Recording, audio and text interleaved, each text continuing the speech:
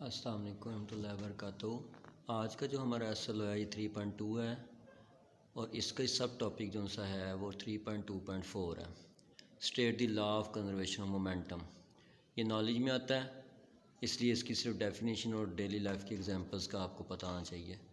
Momentum of a system depends on its mass and velocity. इसका मतलब है जो मोमेंटम है वो मैस और वेलोसिटी पर डिपेंड करता है। जितना मैस ज़्यादा होगा उतना उसका मोमेंटम ज़्यादा होगा, और जितनी वेलोसिटी ज़्यादा होगी उतना उसका मोमेंटम ज़्यादा होगा। An isolated system is a group of interacting bodies on which no external force is acting. Interacting bodies का मतलब है जो आपस में मिली हों।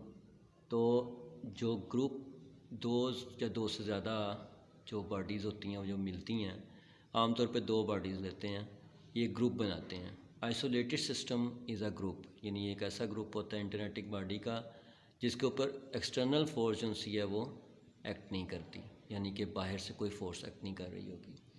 Momentum of N isolated system is always conserved. Conserved का मतलब होता है ना वो लॉस होगा ना ही गेन होगा, यानी कि वो चीज़ अपनी जगह पे रहेगी। This is the law of conservation of momentum.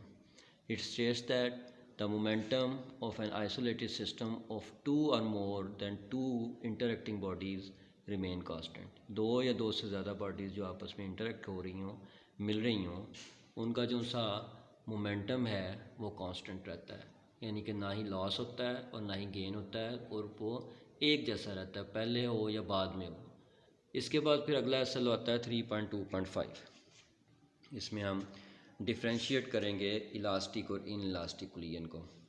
Elastic कुलियन जो सा है इसमें टोटल काइनेटिक एनर्जी जो सी होती है कंजर्व्ड होती है। कंजर्व्ड का मतलब है कि ये लॉस नहीं होती, जो टकराने से पहले होगी, कुलियन से पहले होगी, वही कुलियन के बाद होगी। लेकिन जो इन इलास्टिक कुलियन है इसमें टोटल काइनेटिक एनर्जी जो सी है वो कंजर्व्ड नहीं होती, वो चेंज हो जाती। टकराने से पहले और होगी, टकराने के बाद और होगी। उसके बाद मोमेंटम इज़ कंजर्व्ड। इलास्टिक कुलियन में मोमेंटम जो सा वो कंजर्व्ड होता है, ज़ाया नहीं होता, यानी टकराने से पहले जो सा होगा वही टकराने के बाद होगा। Momentum is not conserved. In elastic में कंजर्व नहीं रहता, बल्कि जो टकराने से पहले है वो टकराने के बाद जो सा वो तब्दील हो जाता है। No conversion of energy takes place, यानी कि इसमें एनर्जी एक फॉर्म से दूसरी फॉर्म में कन्वर्ट नहीं होती इलास्टिक कुलियन में।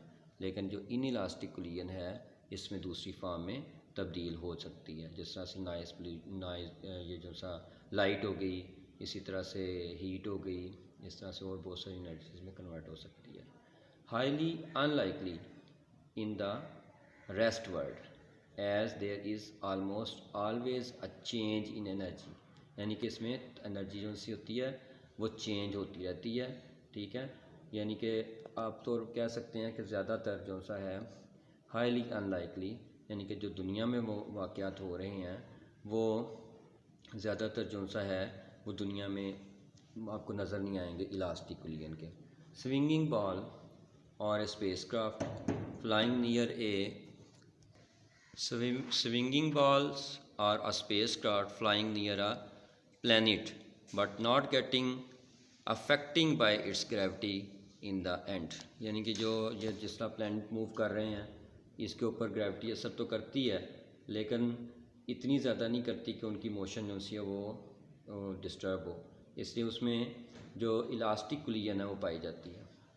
उसके बाद जो कुलियन ये इन इलास्टिक कुलियन होता है, ये collision of two cars in the is the example, यानी कि जिस तरह दो कार्स आपस में टकरा जाती हैं इस दुनिया में, तो वो इसकी इन इलास्टिक कुलियन की एग्जांपल है। कार टकराने के बाद ये नहीं होता कि टकराने के बाद वापस उछल के दूसरी तरफ गिरे, बल्कि वहीं पे रुक जाती है, तो ये इन इलास्टिक कुलियन की एग्जांपल है। इसका मतलब हमारी ज़िंदगी में ज़्यादातर इन इलास्टिक कुलियन जो सा पाया जाता है, इलास्टिक कुलियन जो सा ये कम पाया जाता है। उसके बाद फिर आगे आ जाए, अगला जो सा हमारा टॉपिक है वो 3.2.6 है।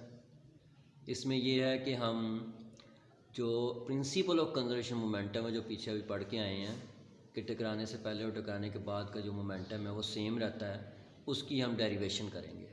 जिस तरह हमें पता है कि P is equal to mv होता है, momentum is equal to mass multiple volume होता है।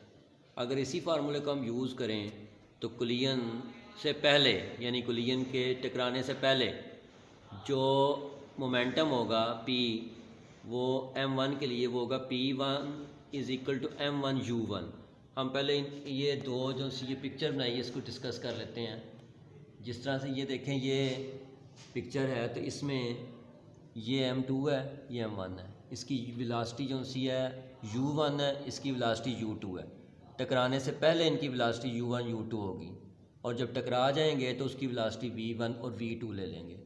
यानी कि इनिशियल वेलोसिटी और फाइनल वेलोसिटी को vi और vf लेने की बजाय हम u1 और u2 ले लेंगे। जिस तरह u पहले आता है अल्फ़ाबेटिक ऑर्डर में, इससे टकराने से पहले u1 u2 ले लेंगे और टकराने के बाद जो सा है v1 और v2 ले लेंगे।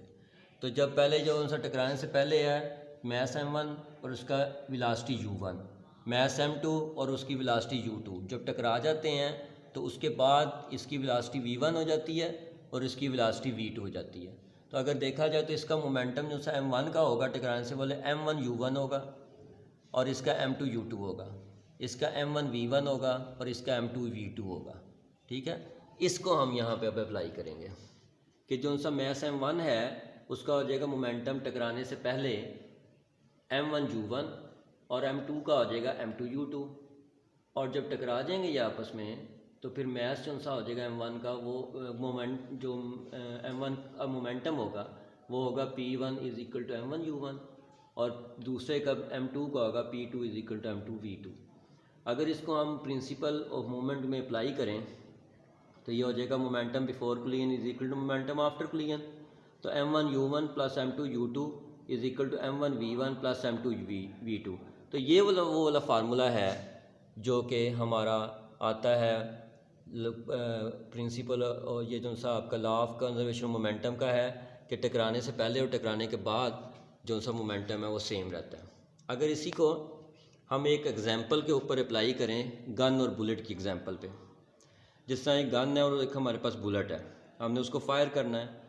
तो फायर से पहले जो सा u1 और u2 जो सा होगा वो दोनों ज़ीरो होंगे। लेकिन हम कहते हैं कि गन और बुलेट में कि गन के लिए हम m1 कैपिटल यूज़ करते हैं और इसके लिए u1 और v1 की बजाय कैपिटल v यूज़ करेंगे, और बुलेट के लिए हम स्मॉल m यूज़ करेंगे और u1 u2 की जगह पे हम स्मॉल v यूज़ करेंगे वेलोसिटी के लिए। So before firing u1 and u2 are zero. आप जानते हैं कि जो इनिशियल वेलोसिटी होती है वो ज़ीरो होती है, जो अभी फायर नहीं किया तो इनिशियल वेलोसिटीज़ होंगी दोनों की वो ज़ीरो होंगी। तो इसलिए हम बिफोर फायरिंग में u1 ये जो सा होगा या u2 जो सा होगा, v यहाँ पे हम लेंगे v कैपिटल और यहाँ पे लेंगे स्मॉल v। तो ये दोनों जो से ज़ीरो आ जाएंगे टकराने से पहले, और टकराने के बाद m कैपिटल m जो सा है ये मैस हो जाएगा गन का, ये वेलोसिटी हो जाएगी गन की। ये स्मॉल m जो सा हो जाएगा मैस हो जाएगा बुलेट का, ये मैस वेलोसिटी हो जाएगी बुलेट की। तो अगर इसको अगर यहाँ में अप्लाई करें तो ये जो सा m/v को उठा के दूसरी तरफ ले जाए माइनस में हो जाएगा ये, और हमने वेलोसिटी ऑफ गन निकालनी है इसलिए इसको उठा के नीचे ले आए। तो ये आपके पास माइनस mv/m जो सा है ये वेलोसिटी आ जाएगी गन की। अब नेगेटिव साइन जो सा इंडिकेट करता है that the velocity of the gun is opposite to the velocity of the bullet, यानी कि जिधर को बुलेट जा रही है आगे की तरफ जा रही होगी तो रिएक्शन के तौर पे वो गन को पीछे की तरफ धकेल रही होगी। अब आप ये फार्मूला जो सा है माइनस mv/m ये आप अप्लाई करेंगे 3.7 एग्जाम्पल में, जिसमें मैस ऑफ बुलेट जो सा है वो दिया हुआ है 20 ग्राम। अब पहले किलोग्राम में इसको चेंज कर लें 1000 पे डिवाइड करके। वेलोसिटी इसकी 100 मीटर पर सेकंड दी गई है बुलेट की, और मैस ऑफ गन जो सा है वो 5 किलोग्राम है, और कहता है वेलोसिटी ऑफ द गन निकालें। ये फार्मूला जो हमने प्रूव किया ऊपर माइनस mv/m ये हम यहाँ पे लगा देते हैं, और m की जगह पे हम लगा देंगे 0.02 मल्टीप्लाई बाय 100 डिवाइड बाय 5। अगर पॉइंट इसका ख़त्म कर दें हम 0.02 का पॉइंट ख़त्म कर दें तो नीचे 100 आ जाएगा। तो नीचे 100 जो सा आएगा और ऊपर 100 जो सा होगा ये दोनों आपस में कट जाएंगे। -2/5 जो सा ये -0.4 मीटर पर सेकंड आ गई। तो देखें उसका जो मैस है बुलेट का मैस है वो बहुत कम है, लेकिन उसकी वेलोसिटी बहुत ज़्यादा है।